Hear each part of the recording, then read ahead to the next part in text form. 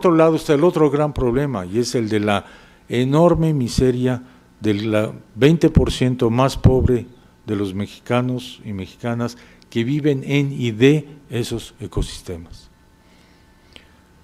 Yo creo que la forma de entrarle a atacar esos dos problemas y cambiarlos al unísono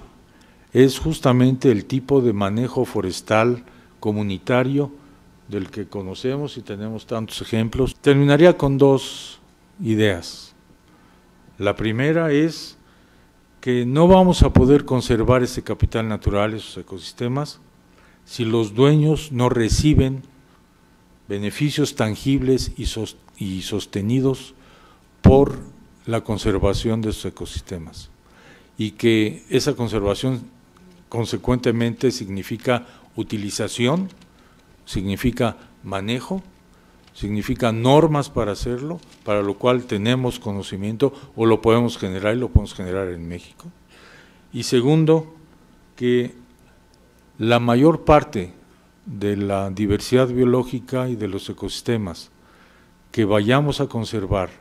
hacia mitades de este siglo va a depender totalmente,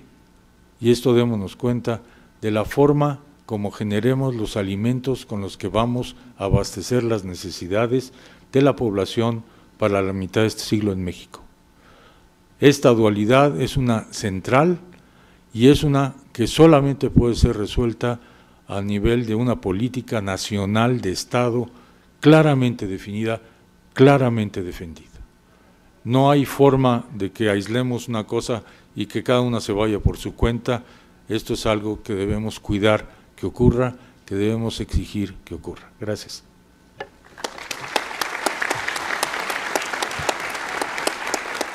Los organizadores me pidieron que tratara de ubicar un poco dónde queda México en el contexto internacional, cómo se compara con los otros países, con las otras regiones, en cuanto al manejo forestal comunitario y en cuanto al sector forestal en su conjunto. Y cuando uno mira el panorama mundial, lo que se destaca es que el caso mexicano es un caso muy particular. Y yo creo que muchas veces los mismos mexicanos no se dan cuenta de lo poco común o lo excepcional que es el caso mexicano y las oportunidades que eso plantea al país. Pero si comparamos México con los países del sur del Pacífico, vemos que aquí hay oportunidades mucho más grandes porque las comunidades en el sur del Pacífico realmente tienen un desarrollo educativo muy pobre, un desarrollo organizativo muy pobre, de tal forma que formalmente, legalmente son dueños de sus bosques, pero en la práctica han tenido muy poca posibilidad de ejercer esa propiedad y son las grandes empresas madereras las que dominan los bosques del sur del Pacífico. Y si miramos el caso chino, que en cierto sentido podría ser el caso más parecido, también habría que decir que aún hasta hoy en día la predominancia del gobierno chino y la injerción del gobierno chino en la toma de decisiones sobre cómo se va a usar la tierra, cómo se van a manejar las empresas, etcétera, es tal que, de nuevo, las comunidades son dueños en teoría, pero no tienen la posibilidad de manejo que tienen aquí en México. México es el país en el mundo donde las comunidades tienen mayor avance en lo que es el manejo forestal comercial. La gran mayoría de la madera que es aprovechado de forma legal sale de comunidades, de ejidos y comunidades agrarias aquí en este país. Hubo un estudio que hizo hace poco el CIDE, calculó que más o menos el 80% de la madera está saliendo de la madera legal y quién sabe de la ilegal está saliendo de comunidades. En un segundo tema, desafortunadamente, México es un poco más parecido a la mayoría de los países en vías de desarrollo. Y ese es el tema tanto de la sobreregulación del sector forestal como el tema de la centralización de la toma de decisiones. En cuanto a la sobreregulación del sector forestal, hay prácticamente una regla en términos del manejo forestal en el mundo. En cuanto mayores controles hay,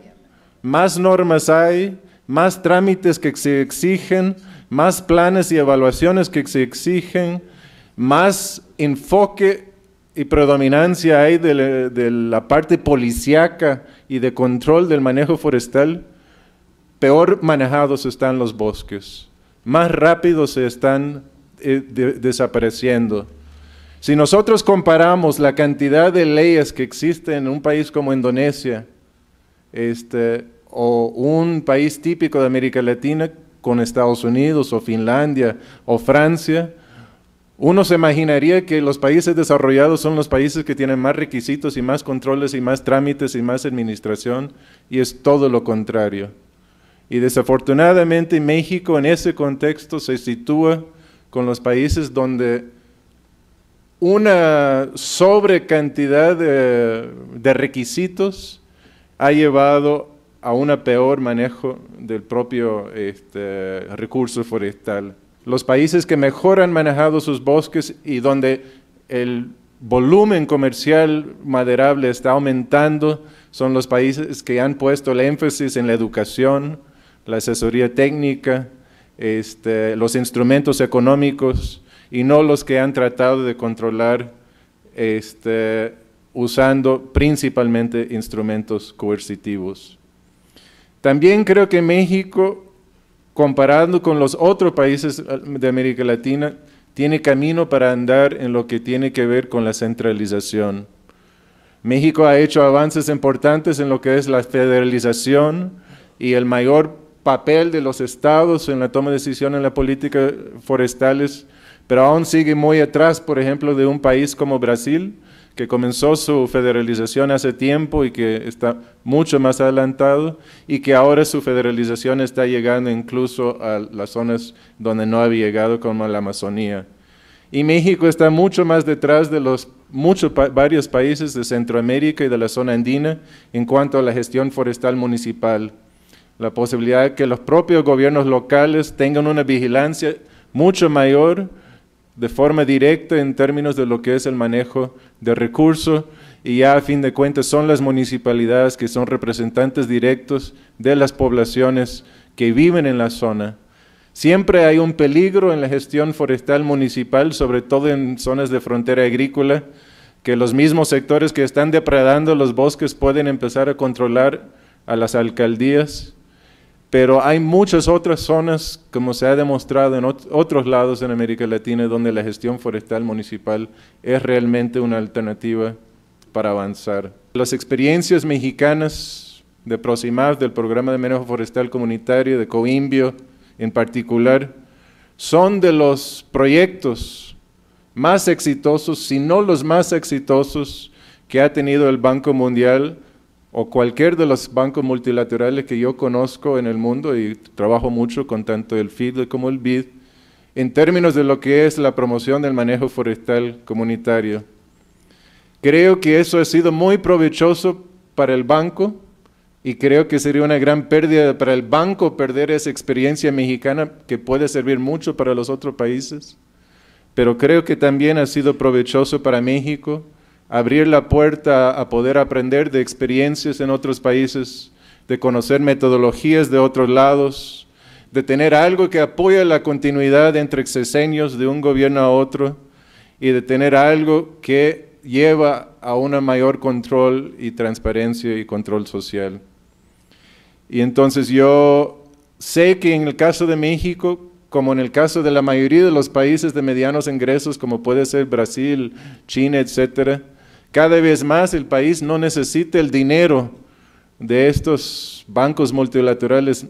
La cantidad de dinero que trae el banco es nada para México, y además no hay ninguna adicionalidad para la Semarnat o la CONAFOR, exceptar un préstamo del Banco Mundial o el BID o el FIDA. Pero creo que sí es muy provechoso para el país poder trabajar dentro del marco de contextos internacionales donde uno puede aprender y puede enseñar a los otros países, de tal forma que estas experiencias se pueden transmitir y se pueden aprovechar. Muchas gracias. Buenas tardes a todos. este conjunto de ideas sobre la situación actual del sector forestal es la perspectiva que tenemos en la Red Mexicana de Organizaciones Campesinas Forestales, es el punto de vista que tenemos las diferentes organizaciones asociadas. Desde nuestro punto de vista, aunque no se reconoce oficialmente, el sector forestal en México atraviesa por una severa crisis. Desde este punto de vista, esta crisis se caracteriza por un retroceso en la superficie bajo manejo forestal, un declinamiento de la producción de materias primas maderables, un estancamiento de la productividad silvícola, un incremento sostenido del déficit de la balanza comercial, una pérdida progresiva de la capacidad de abastecimiento del mercado interno legal de productos forestales, no el ilegal, como ya comentaba nuestro amigo David, que bueno, ese de alguna manera se abastece, y en una disminución de las actividades de transformación y pérdida de empleos en la producción primaria y en la industria. Consideramos que aunque hay factores externos o de otro tipo diferentes a la toma de decisiones, como la apertura total en materia de comercio exterior, la competitividad que han logrado nuestros socios comerciales, la crisis de la industria de la celulosa que afecta negativamente al sector, la agudización de los problemas en los últimos años apunta más a malas decisiones en materia de política pública. Los desarreglos institucionales entre CONAFOR, Semarnat y Profepa me parece que fueron también parte de las causas que hicieron perder una buena oportunidad, por lo menos en el sexenio pasado. En apenas van 2 años, esperemos que se pueda repuntar en algunas cosas, pero fue de pronóstico digamos, pleito que se aventaron entre los principales funcionarios, los encargados de la parte normativa y regulatoria con los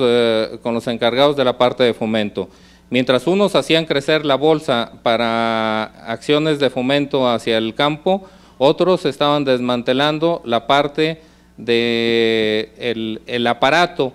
que autoriza los aprovechamientos. Entonces, de nada sirve estar generando un impulso a estudios de manejo forestal si se van a atorar en una ventanilla donde ya no hay un equipo para atenderlos, entre otros problemas que surgieron ahí en los desarreglos institucionales.